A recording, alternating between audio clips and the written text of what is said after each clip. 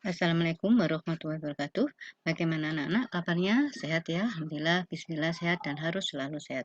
Baiklah anak-anak, materi untuk kearsipan pada hari ini akan Ibu lanjutkan dengan pokok bahasan berikutnya yaitu sistem subjek atau sistem pokok masalah. Sekarang kita lihat ya. Nah, apa sistem subjek atau sistem pokok masalah? Ya, sistem subjek atau pokok masalah ini adalah cara penyimpanan dan penemuan kembali arsip yang disusun berdasarkan pengelompokan nama masalah atau subjek pada isi surat. Dan ini bisa dilihat pada perihal surat ya anak-anak. Jadi isi dokumen atau surat itu yang disebut perihal. Disebut juga sebagai pokok masalah atau permasalahan dan pokok atau subjek dari surat ya. Jadi itu yang disebut dengan sistem subjek atau sistem pokok masalah.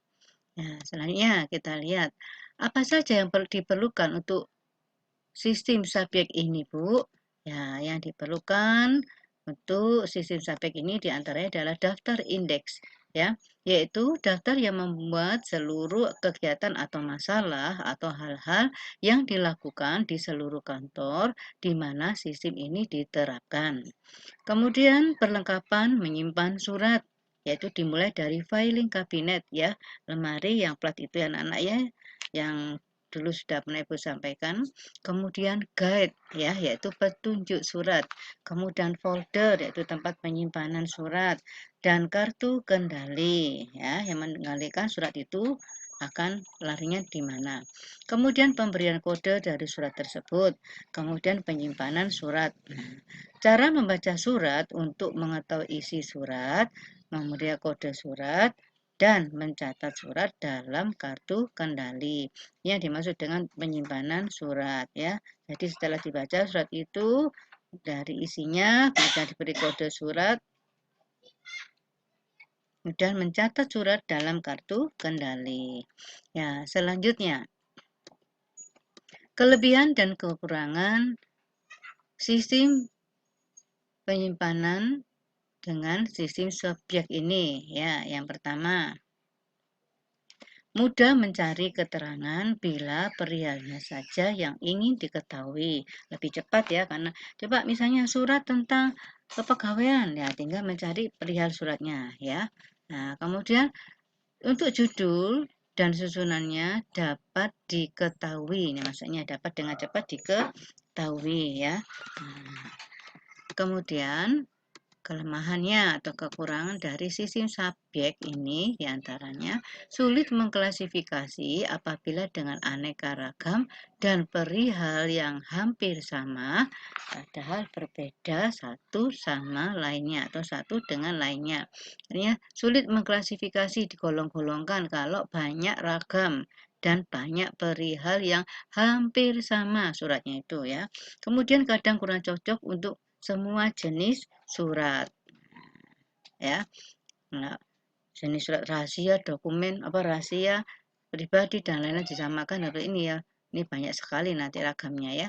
Kemudian penyusunan daftar ya, bukan bukan dasar tapi daftar, anak-anak salah ketik di sini ya.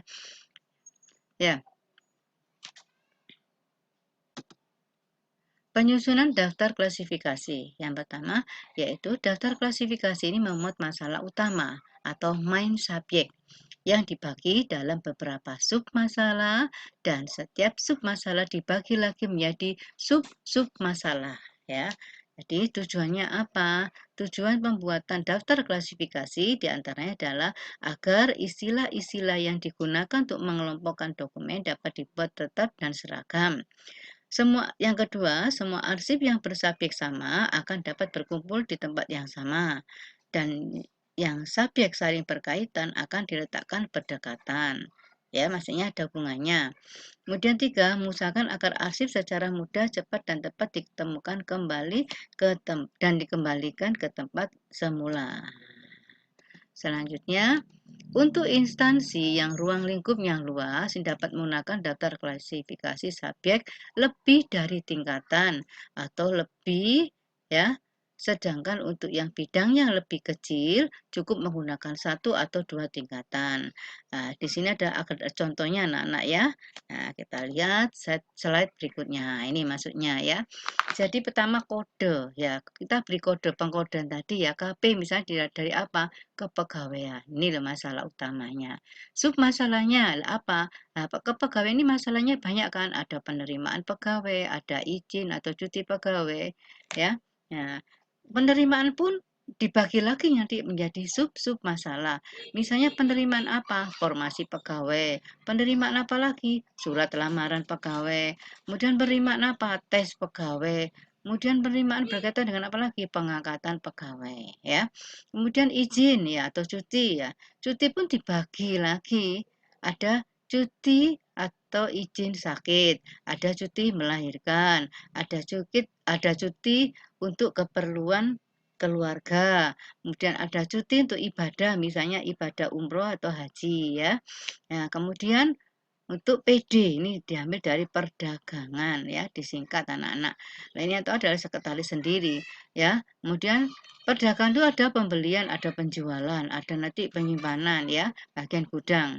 Ya, untuk pembelian dibagi lagi menjadi permintaan penawaran, dibagi lagi penawaran, dibagi lagi pesanan, bagi lagi pengiriman barang, dibagi lagi komplain ya, klaim atau komplain atau pengaduan.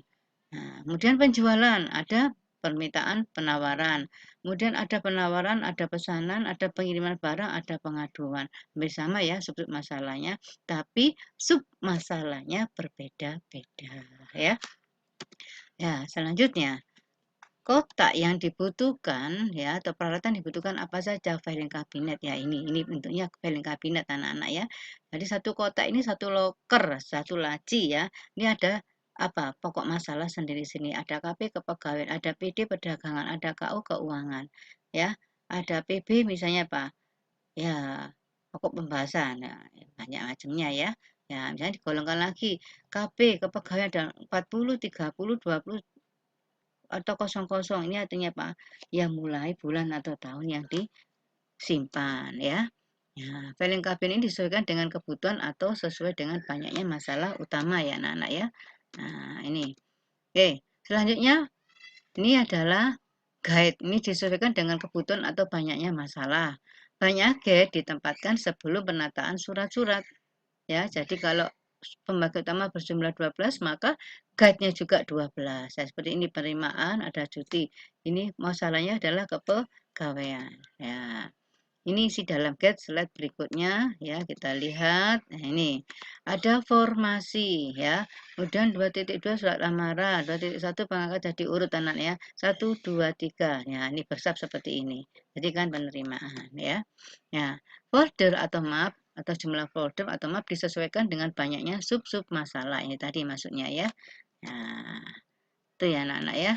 Ya, kemudian rak sortir. Ya, ini disesuaikan dengan pembagian pokok masalah utama surat. Nah, rak sortir seperti apa Bu ini anak-anak ya? Bentuknya juga macam-macam. Ya. Nah, ini kemudian apa? Kartu indeksnya. Ini digunakan untuk mengendalikan menemukan kembali surat yang disimpan. Jadi ada judul atau nama surat, kemudian tanggal suratnya, nomor suratnya berapa, hal atau pilihannya apa, lampirannya ada atau tidak, kode penyimpanannya apa atau berapa ya. Nah, anak-anak, untuk sementara ini pelajaran pada pagi hari ini atau siang hari ini ya, saya akhiri dulu sampai di sini. Jangan segan-segan untuk segera bertanya di grup yang sudah Ibu bentuk ya, silakan japri. Atau nanti saat kita PTM silakan bertanya ya, karena lebih enak kalau kita bertatap muka langsung. Ya anak-anak tetap semangat dan jaga kesehatan. Jangan lupa senantiasa bersyukur dan berdoa. Wabillahi taufik wal hidayah. Wassalamualaikum warahmatullahi wabarakatuh.